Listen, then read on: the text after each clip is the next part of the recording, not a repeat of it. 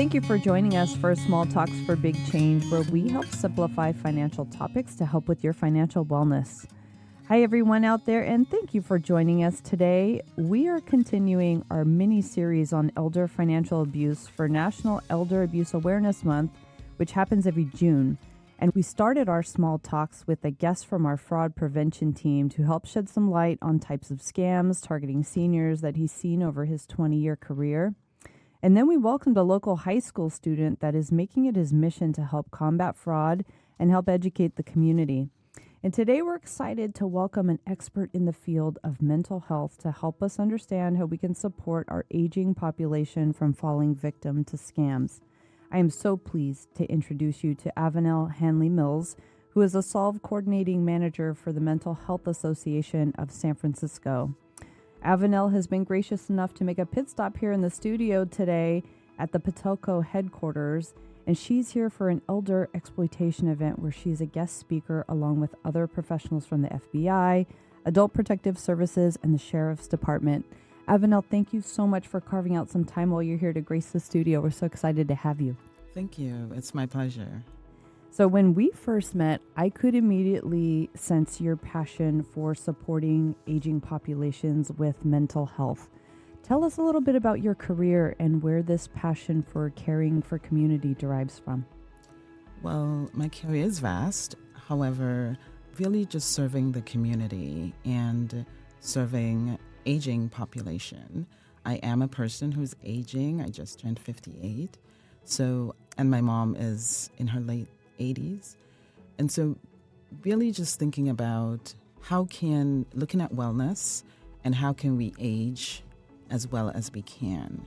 And the program that I manage, Solve, Sharing Our Lives, Voices and Experiences, it's about sharing our story. And how does that influence our wellness? And I know for myself, the more I share my personal journey, the healthier I am. And, a big part of my passion, too, is growing up in the Caribbean. I had lots of elders around me, and they're sharing their stories about, really health and just their life stories was so inspiring for me as a child. And looking at how they aged as well, having family around them, being involved in their various religious communities, and they were aging well. And coming here to the U.S., it's somewhat different because we consider the older population as, our elders. And here, I think sometimes it's not always the heightened of our society, and we're getting better. But looking at how can we place our senior population in the priority category. Yeah. We place infants in a priority category, and seniors need to be placed in the same category as infants. So tell us a little bit about the Mental Health Association and your role there. The Mental Health Association is a peer-run agency, and its goal is to cultivate peer leadership in our community. Everyone who works there has some connection to mental health, whether it's personal, family member, or advocates of the mental health advocacy. And the goal really is for us to look at how can we increase the wellness of those experiencing mental health challenges. And one of the things that I always like to stress is that mental health wellness is everyone. Every living thing needs mental health wellness. Our plants, our animals, we all need mental health wellness. And, society, when we hear mental health, we think of crisis. Crisis is very different to diagnosis. Diagnosis is different to crisis. And overall wellness is how are we living? How are we engaging in our community, our family, friends? What is influencing us to be our better selves? And so Mental Health Association really foster that advocacy in terms of supporting the community in its wellness. So when we first met, you mentioned breaking stigma around the way we label seniors. What is that stigma, and what age do we mean when we talk about elder financial abuse? I think that starts before we actually enter our senior aging age. I think educating us before that, I'm not technically a senior. However, I started embracing it at 50. Every discount I can get that says senior, I go after it. And everyone always looks at me and said, are you really? I'm like, here's my driver's license. Because I want to start embracing, aging and saying my age. And that's something that, I sort of recently learned from my mom. Like, she's constantly talking about how old she is, which I never really heard that before. But I think it's her way of embracing her age. And I mean, late 80s, you're like, what? But I mean, I really respected her verbalizing that. And so I now say, I just had a birthday and I'm 58. And, it feels great to say that because many people did not make it to 58. Yeah. But it's also saying that I'm on the older population and I'm considering myself an elder, which I have more wisdom, hopefully, than those younger than me. And really looking at how do I step into that role as a guide, as leader of younger population, younger women, younger on the LGBTQ community. How does that look? How are we aging well in terms of that? But also educating on ourselves before we get to that age. What does that look like? I just had a bone density test, and I found out that you don't get a bone density test in your 50s unless you're having problems. Mm-hmm. And I thought, well, how would I prevent a problem if I really don't know what's going on?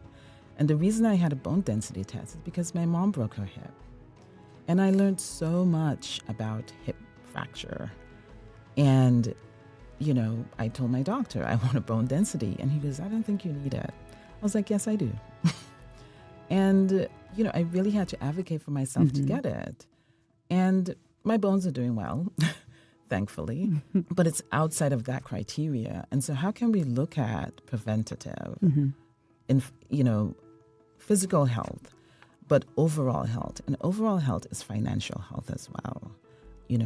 Solve is about our mental health, but any health is part of our mental well-being. And so how do we look at speaking about financial health that impacts our mental health?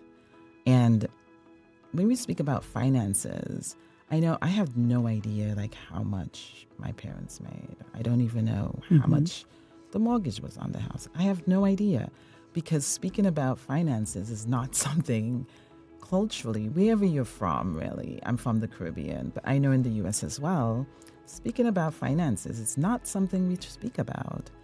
And so how do we do that in today, 2025? How do we protect our seniors? And there's been a lot of elder scams. And that is not just around financial, it's around mental health.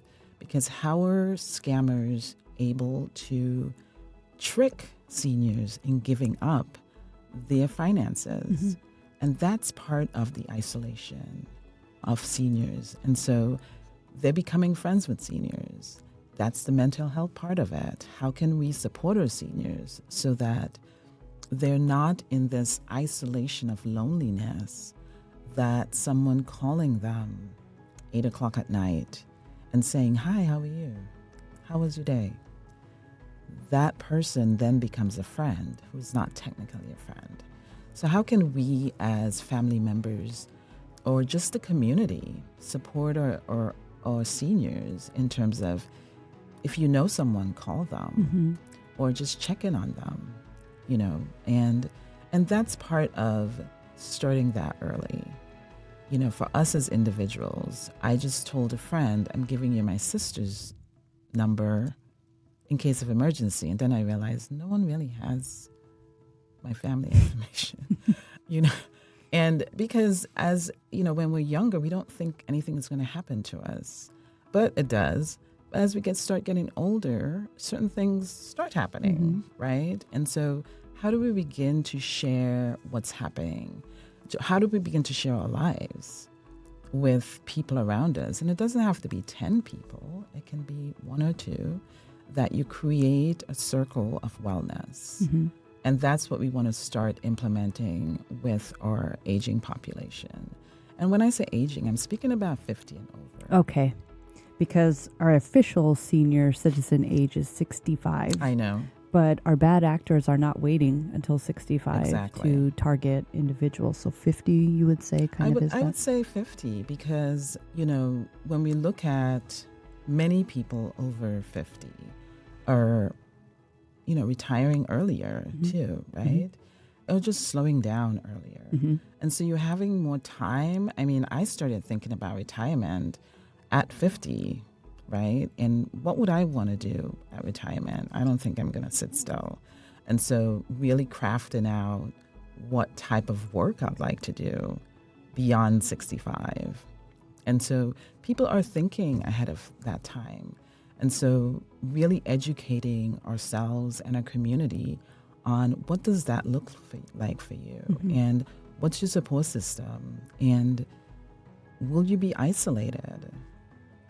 If you're isolated at 40, in your 40s, you'll probably be more isolated in your 50s and 60s and 70s. But also more susceptible to what we're talking about Exactly. today, and that's falling victim to scam for a variety Exactly. of reasons. So age doesn't really have a minimum when we talk No, about. it doesn't. But really start looking at what's around you. I just joined my senior citizen community center. And, I found out you can join at 55.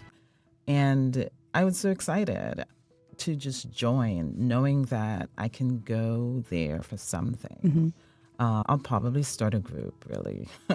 But that's still something for me to look forward to as I get older and really being involved with peers of my own age. Yeah, and that's great they had that recognition or that wherewithal to reduce the age or to think about activities for that age group. Exactly. And then some people don't really know that the senior center, that age, I went because of my mom.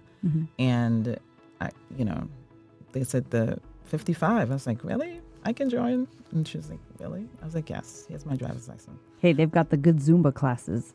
Right. And it's a way of really looking at not aging as a shameful thing, aging as something as part of our journey, part of becoming an important person in our society.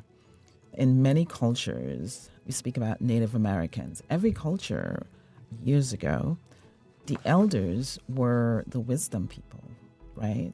Wherever you go around the world. And I would say let's bring that back into our culture. I'm not sure, and I don't want to say the country, but there's a program where seniors and younger people, adults, are teamed together as roommates. And that intergenerational relationship, right, is very important. My sister's grandchildren are around their great-grandparent, which is my mom. And I've seen how, when she goes down the stairs, she calls them, and they come and they help her downstairs. And she gives them all her little bags and whatever. Even when they were little, they would drag it, right? And just her interacting with them. My sister lives with her husband and my niece and her family. And I see how it's so important for that relationship, not only for the older generation, but for the younger generation, right? And, for us to begin to incorporate our senior community into our youth community, because it does help both areas to actually be well. It's education, and it's critical for our young people to understand where these elders came from. And also, it's an education for the older generation to learn from the younger generation. And that's where we're talking about technology too, right? Technology, it's been rapid, right? And you look at 10-year-olds, they have no idea what a phone without speaking with a face, Absolutely. I have a 10-year-old. I can absolutely verify they that. have no idea, right? Or what And the original intent was for, and that was to exactly. communicate with another person by voice. Exactly. And I've been around younger children, and my cousin had a baby last year, and we were just talking on the phone, and I purposely don't do FaceTime because it's helpful for children to listen. And she was like, she's looking around the phone for your photograph, for your face. And I was like, oh my goodness, it's difficult for them. And I understand because that's their life, that's their generation. But I think it's helpful for them also to have older folks around them, for them to understand. And also, when we think about technology and our financial health, how easy is that for people to come in as a friend, right? Texting. If I'm 75 and I'm not quite sure about the texting world, and someone texts me, "Hi, how was your day? I haven't seen you in a while." I actually got a text like that recently. I get them quite often. And I was like, to whom am I speaking? Nothing. I blocked the number. Because I do have friends who do that. And people change their numbers all the time, right? And if I'm that age and I'm lonely and someone texts me with a smiley face or a picture of a flower, I may respond and say, "I'm doing well. What's your name? Do I know you?" "Yes, my name is John. We met at the grocery store." And you're like, "John, I met at the grocery store." Maybe. But you go with it because you're bored. Exactly. Exactly. And so that's where that in comes in, right? But there's also that secrecy and shame around if you get caught, right? And we want to open up that shame to say, it's okay. And that's where sharing our stories begin, right? And how is that affecting our mental health? When someone gets scammed and they start giving away money and they realize it's depressing, right? And then the shame comes in. How could I have been so the S word, right? And then they don't tell anyone. And then they dig deeper into that depression, right? People have taken their lives because they've been scammed out of their life savings. And we want to reduce that because you know what? It happens and it's okay. It's okay, right? Yeah.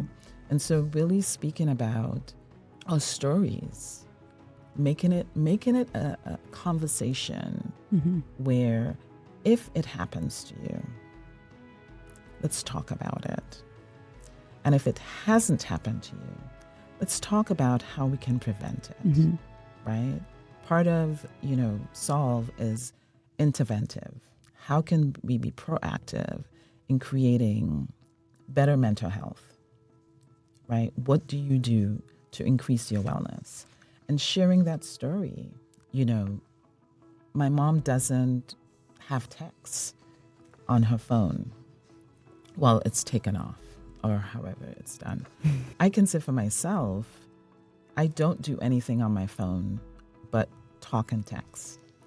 I mean, it didn't start out deliberately, but now it is deliberate because I do, and I'll acknowledge that I have great strength in many things.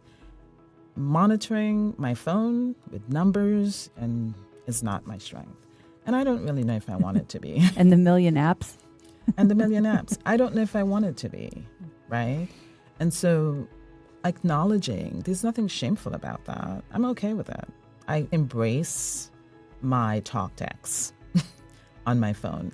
However, that is actually somewhat healthy for senior adults, right? Because the apps, the words are very tiny.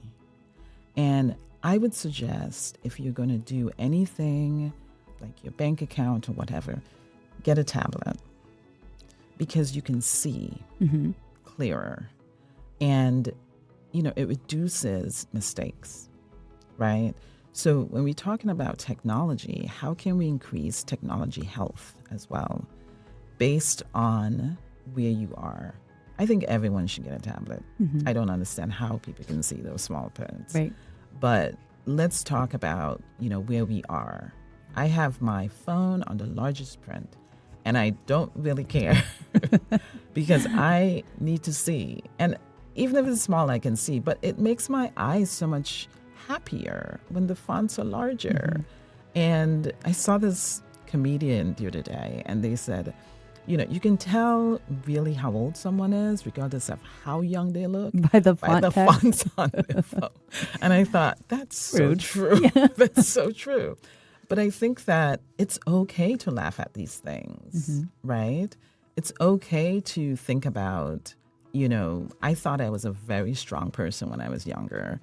And now if I go to the grocery store and they're like, would you like help? Yes, please take it out.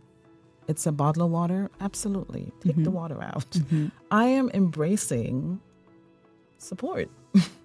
What right? would you say about the margin of error that exists with our aging population in trying to keep up with technology? So if I'm actively trying to keep up with everything, every new thing of the week or the month, am I susceptible more to clicking on things and answering a call of an app that, I downloaded, but I probably don't use, but now I'm getting threatened by bills if I don't take action? What would you say about reducing the amount of... Absolutely. I think it's so easy to make a mistake. And I think it's a discussion for everyone to speak about, not just leave it for for the senior population individually. I think banks should talk about it. I think the medical industry should talk about it. I think families should just have it as a casual conversation because that information needs to be coming from everywhere. That I don't do TikTok. I don't do Instagram.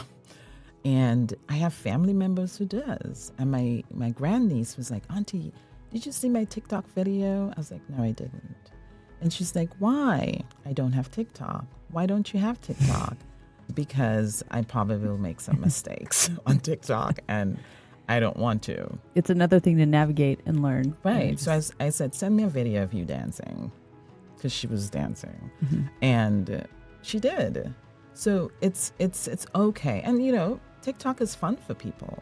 But I would say also ask someone to look at your phone, to check out all these apps. Do you need all of them? And sometimes you can download something without even knowing. I looked at my phone the other day. There was all these games. I'm like, how did that happen? Did you leave it around your nieces? No, I did it by accident. I was playing this sort of a mind game. And apparently when you play it, it was a chess and a backgammon. Okay, it's not fun.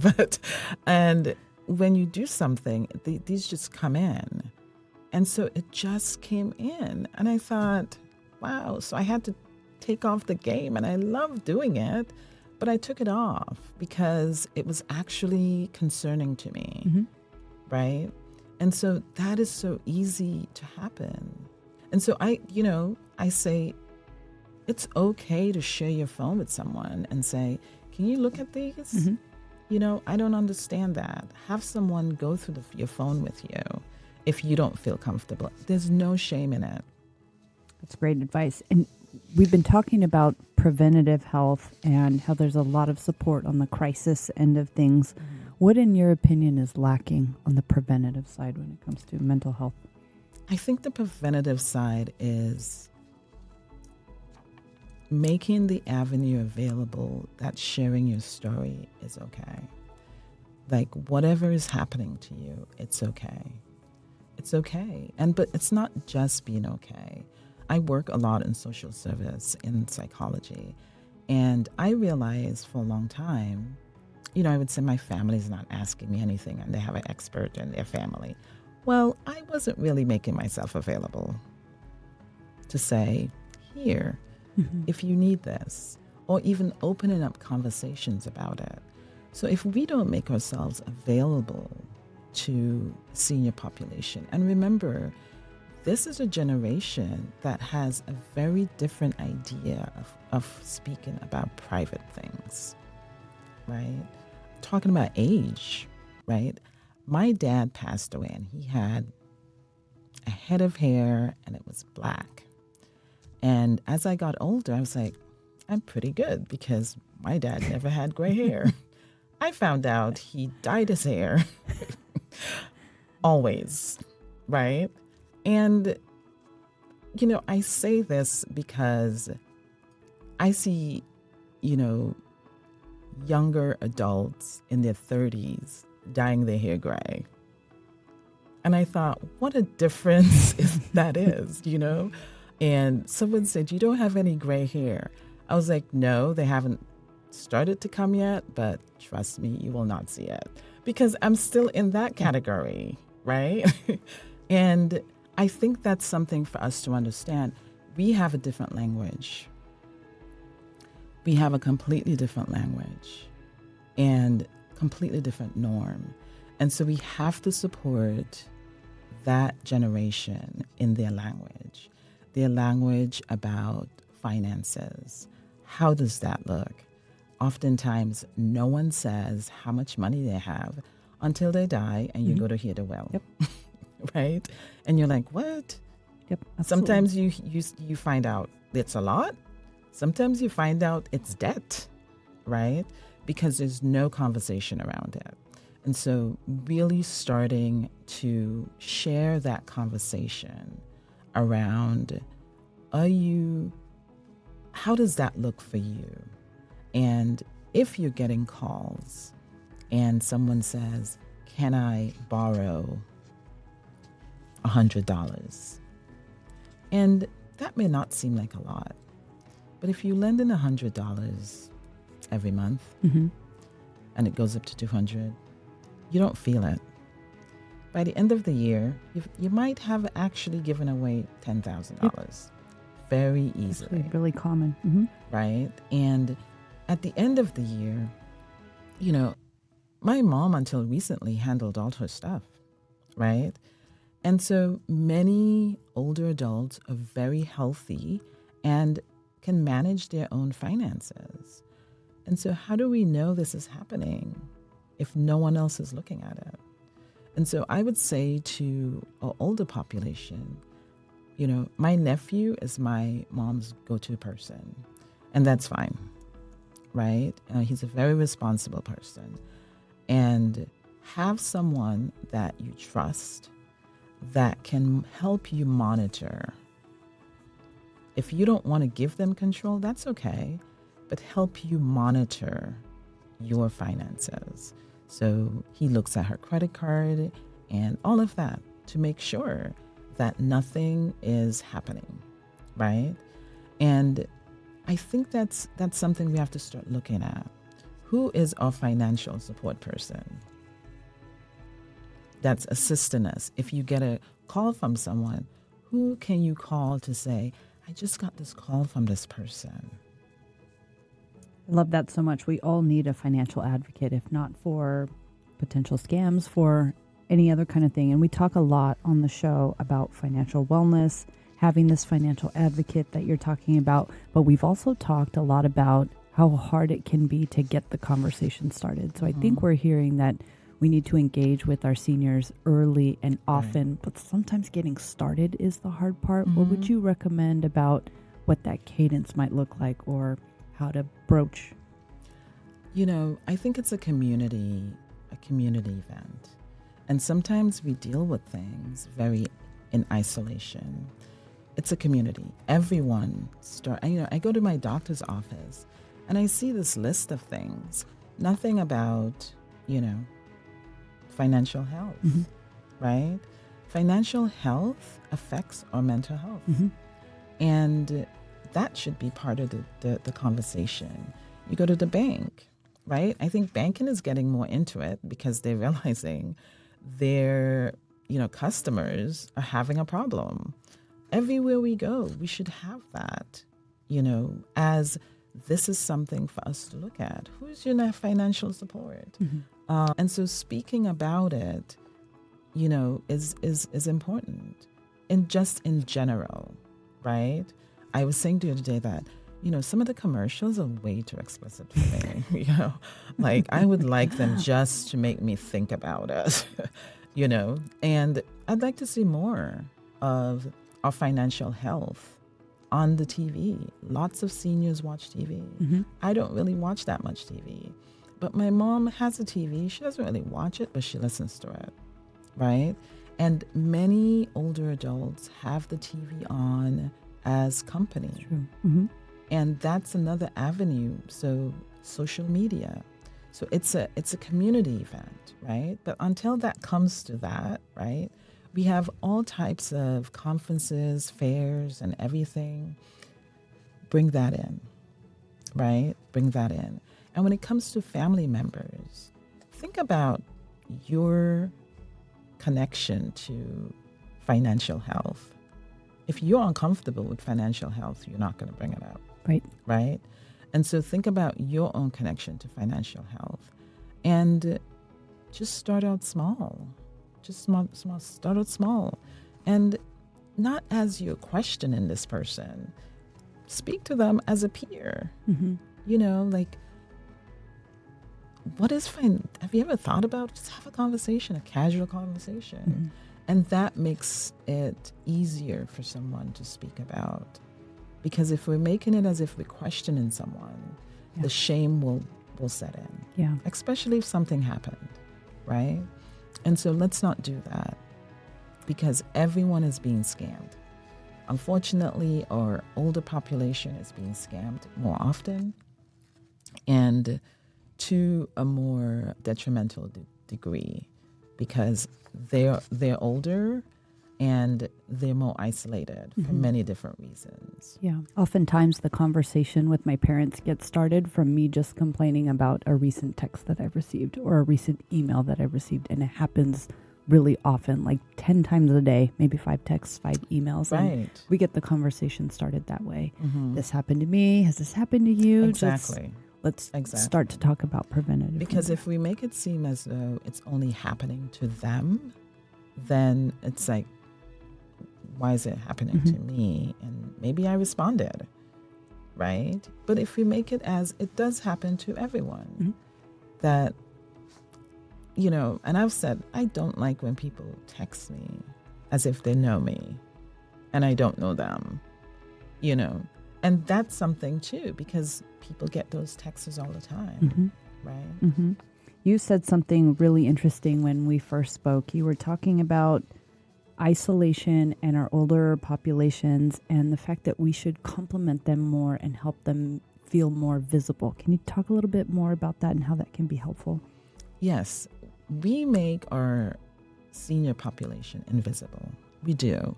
I mean, think about the last time you were at the store and you saw a senior person. What did you say to them? Did you say hello? Did you offer to help with a bag or something? We just passed them. Right? And that's part of visibility. Seniors and children are put in the same category in terms of being invisible. However, children go to school. Our senior population are retired, or maybe they're not retired, but just disabled and have to be at home. So they do not have that interaction with the public. They may not be going shopping.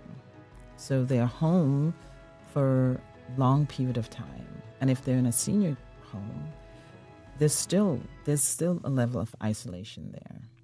And so, how do we reduce that as a community, as family members, as caregivers? We validate that presence. Just a simple good morning or hello or how's your day? It may not seem like a lot, but it's enough for that person to feel like, okay, I exist, right? I see a lot of seniors working like in grocery stores. And I have a friend and she's like, it's so sad that all these seniors are working. I said, can I tell you, many of them are retired. Many of them are financially stable. Absolutely. They are bored and they want to be a part of things, right? So, and yes, many of them, it's for financial reasons. However, they're enjoying it. Yeah. right? And so let's look at how can we engage our seniors out of that isolation. Yeah. If we are families with children, have children go over and do stuff, drop them off. It's a great idea. I remember when I was younger, my grandfather, my brother and I had the responsibility to take him juice. Like every Saturday, I would have to walk and take him juice. And, because I was the younger, he thought he would always think I was my sister. And he would call me my sister, and I was really irritated every time. But I was like, he doesn't even remember me being born, So it's okay. But I remember him just talking, right? And so just little interactions like that. Mm-hmm. And I also see with my mother, her great-grandchildren, they weren't allowed to use a tablet, but my mom had a tablet. And there's twin boys that would go down and use my mom's tablet, and she would give them little candy. Now, my mom never gave us candy, but it was a little relationship that they had, right? And I was there one time, and both the boys were on the bed, and they started jumping. And she said, "Are you supposed to jump on the bed?" And they'll go, "No, Gigi." And they sat down. Now, this is part of reinforcing in terms of how do we behave, right? Mm-hmm. And it's also a way for the seniors to interact with this young generation, And my mom was saying, I don't have candy anymore, so they don't come down as often. But they're busy. They're older now. They're in school. And they also showed her how to use a tablet better. My mom uses a tablet. She doesn't go to church as often as she used to because of the pandemic, but she Zooms. She Zooms for her services. She Zooms to things in the Caribbean. I mean, and that's part of getting out of that isolation, right? Because this is her interaction. Her church had a social, and they opened up the social virtually. And this is how we could reduce that isolation as well. Whatever we have, the pandemic opened up a new world of access. Mm-hmm. And so if you're having something, include virtual accessibility, because that's a way to reduce that isolation. If you're having a social and someone is at home and they're unable to come, they're there, right? And so these are ways where we can reduce that isolation, but also increase mental health. Yeah. And we're giving seniors the opportunity to share their story. What's going on with me? How am I feeling? Mm-hmm. Right? And also for us to also share how are we feeling, right? Sharing with, family members in terms of if you have sought individual psychotherapy because this is how I'm feeling. Remember, this population, psychotherapy is not a norm. And so encouraging them to do psychotherapy is not going to always be, what's wrong with that? It's actually helpful, right, to acknowledge that sometimes aging can bring on depression. Mm-hmm. If you're a very active person or even an active senior and you're no longer active, that can really impact your mental health. My mom broke her hip, but actually her hip deteriorated and caused her to fall. I learned so much about hip fracture. And in her recovery, she went to an amazing rehab. It was amazing. And there was no on-staff psychotherapist. And we have all these aging seniors who have just fractured. I mean, half the people there were because of hip surgery and couldn't move. Where did they get that outlet? And my mom struggled. She healed physically amazingly. Her mental health, however, impacted her recovery. And, I thought, well, what are we saying about our aging population? We're saying that they're not in need of this. And honestly, I feel like that should be part of the rehab recovery. she had to do OT and physical and another type of therapy. Put in psychotherapy as part of your treatment, right? And that's how we honor this journey. That's how we honor aging. And that's how we reduce that isolation. I love that. I really saw my grandma decline when she couldn't get her driver's license renewed. And that's when we really saw her spiral into deep depression. And we had to do intervention. And we found out about the senior center and the fact that the bus comes and picks her up right from the home. So I think we're definitely hearing about preventative measures and checking in with our persons, even doing little things with strangers, people that you might not know, out in public, and complimenting them and holding conversations with them. Right.